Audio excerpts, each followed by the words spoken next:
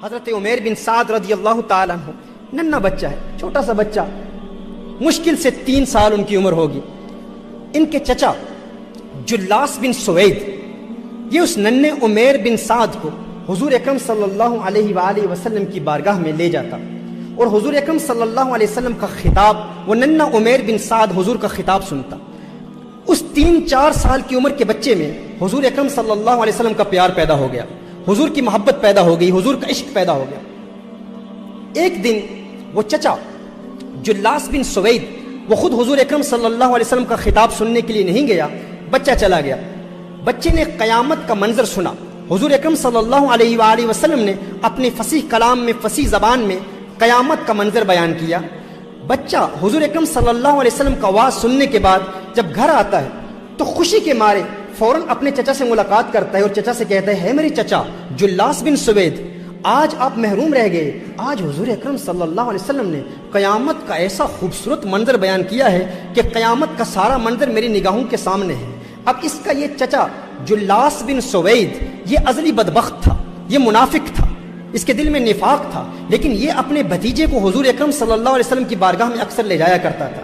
بچے نے کہا کہ ہے میرے چچا، آج حضور اکرم صلی اللہ علیہ وسلم نے ایسا خوبصورت خطاب کیا، آج آپ اس سے محروم ہو گئے۔ اس بدبخت چچا جلاس بن سوید نے کہا اگر محمد سچے ہیں تو ہم گدھوں سے بھی گئے گزرے ہیں، اگر محمد سچے ہیں تو ہم گدھوں سے بھی گئے گزرے ہیں۔ وہ حیران ہو گیا کہ میرے اس بھتیجے کے دل میں حضور اکرم صلی اللہ علیہ وسلم کا اتنا پیار کیسے پیدا ہو گیا؟ تو اس نے جواباً یہ کہا اب اس بھتیجے کا واقعہ سنیں اور دعا کریں کہ اللہ عز و جل ہماری اولادوں کو بھی ایسی وفا دے دے، اللہ ہماری اولاد کو بھی یوں ہی وفادار بنائے حضور اکرم صلی اللہ علیہ وسلم کا۔ وہ بچہ کہتا ہے میرے چچا، مجھے نہیں پتا تھا کہ تو منافق ہے، مجھے نہیں پتا تھا کہ تو حضور کا غدار ہے، مجھے نہیں پتا تھا کہ تو حضور کا دشمن ہے، تو میری انگلی پکڑ کر مجھے حضور کی بارگاہ میں لے جایا کرتا تھا، لیکن میرے علم میں نہیں تھا۔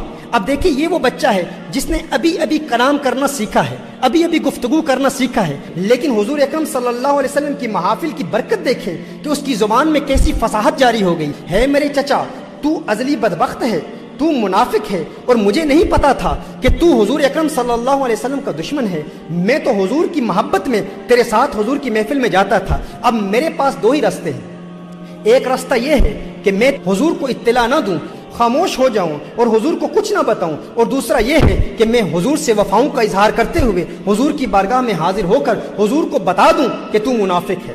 اب جلاس بن سوید نے کہا تو جو چاہتا ہے کر لے، جسے چاہتا ہے بتا لے، تو ایک چھوٹا سا بچہ ہے، تیری بات کون سنے گا، تیری بات کو کون تسلیم کرے گا، کون تیری بات کو مانے گا؟ تو ایک ادنا سا بچہ ہے، ابھی تو نے بات کرنا سیکھا ہے، ابھی تو نے کلام کرنا سیکھا ہے، جا جسے چاہتا ہے بتا۔ وہ بچہ جاتا ہے، حضور اکرم صلی اللہ علیہ وسلم کی بارگاہ میں حاضر ہوتا ہے اور عرض کرتا ہے یا رسول اللہ صلی اللہ علیہ وسلم۔ اب ذرا تخیل باندھنے کی کوشش کریں، چشم تصور سے اس منظر کو دیکھنے کی کوشش کریں۔ وہ بچہ حضور اکرم صلی اللہ علیہ وسلم کی بارگاہ میں حاضر ہو کر عرض کرتا ہے یا رسول اللہ صلی اللہ علیہ وسلم، آقا میں اپنے چچا سے بیزار ہوں، میں اپنے چچا سے بیزاری کا اعلان کرتا ہوں۔ حضور اکرم صلی اللہ علیہ وسلم نے ارشاد فرمایا ہے عمیر بن سعد کیا بات ہے ننھے کیا بات ہے، کیوں بیزاری کا اعلان کرتا ہے؟ اس نے کہا یا رسول اللہ صلی اللہ علیہ وسلم، میں اپنے چچا کے پاس گیا اور بڑی خوشی سے چچا سے کہا کہ آج حضور کا خطاب اتنا خوبصورت تھا، لیکن میرے چچا نے جواباً کہا کہ اگر محمد سچ کہتے ہیں تو ہم گدھوں سے بھی بدتر ہیں، وہ تو آپ کا گستاخ ہے۔ حضور اکرم صلی اللہ علیہ وسلم نے فوراً صحابہ کرام علیہم رضوان کو بلایا اور صحابہ کرام علیہم رضوان کو بلا کر میرے آقا صلی اللہ علیہ وآلہ وسلم نے ارشاد فرمایا ہے صحابہ تمہارا کیا مشورہ ہے، تم کیا مشورہ دیتے ہو؟ اور مشورہ کرنا یہ میرے آقا صلی اللہ علیہ وآلہ وسلم کی سنت ہے۔ حضور نے فرمایا ہے صحابہ تم مشورہ دو،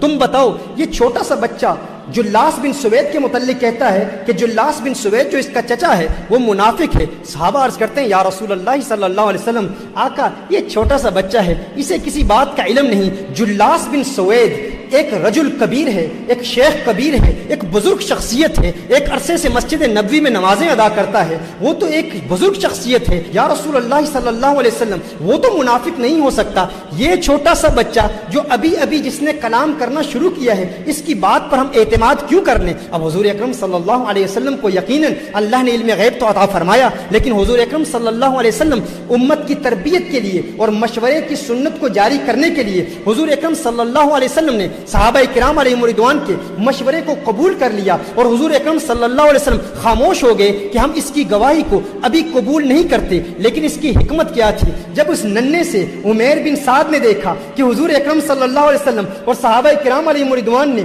میری بات کو سنا نہیں، تو میرے احبا غور کریں اور دل سے دعا کریں، دل سے دعا کریں، دل سے اللہ کی بارگاہ میں التجا کریں کہ اللہ ہماری اولاد کو بھی ایسی وفا دے دے. اس بچے نے اپنا دامن، اپنی جولی کو اللہ کی بارگاہ میں یوں پھیلا دیا اور آسمان کی طرف دیکھتا ہے. وہ بچہ آسمان کی طرف دیکھتا ہے، یوں جولی پھیلا کر آسمان کی طرف دیکھتا ہے. آسمان کی طرف دیکھ کر کہتا ہے اللہ اگر میں سچا ہوں تو آج میری سچائی ثابت کر دے، آج تو میری سچائی کی تصدیق کر دے، اور ہے اللہ اگر میں جھوٹا ہوں تو آج تو میری تکذیب کر دے، آج تو بیان فرما دے. محترم احبہ دعا کریں اللہ ہماری اولادوں کو بھی ایسی وفا دے دے، ایسا پیار دے دے. اس بچے کی زبان سے یہ کلمات ابھی جاری ہی ہوئے. پاک زبان سے جب کلمات جاری ہوتے ہیں، بچے جب دعا کرتے ہیں تو تیری دعا نہ اثر سے کبھی ملول ہوئی، ادھر زبان سے نکلی ادھر قبول ہوئی. غالب بھی ہیں، اقبال بھی ہیں، دونوں شاعروں کا امتزاج آپ میں ہے. شعر سمجھ لیا نا آپ نے؟ تیری دعا نہ اثر سے کبھی ملول ہوئی، ادھر زبان سے نکلی ادھر قبول ہوئی.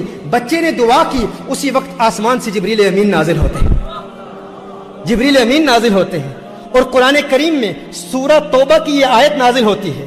جب بچے نے کہا یا رسول اللہ صلی اللہ علیہ وسلم میرا چچا منافق ہے، میرا چچا منافق ہے، ادھر جلاس بن سوید نے بھی قسمیں کھانا شروع کر دیا. یہ بچہ کچھ نہیں جانتا، یہ میرا بھتیجا جھوٹ بول رہا ہے، میں نے حضور کے متعلق ایسا کچھ نہیں کہا، میں نے کوئی گستاخی نہیں کی. تو جبریل آئے اور سورہ توبہ کی یہ آیت نازل ہوئی. اللہ نے ارشاد فرمایا یحلفون باللہ ما قالوا ولقد قالوا کلمۃ الکفر. یہ جو جلاس بن سوید قسمیں کھا کھا کے کہتا ہے کہ میں نے حضور کی توہین نہیں کی، ہاں اس نے توہین کی ہے اور یہ ایمان لانے کے بعد کافر ہو چکا ہے.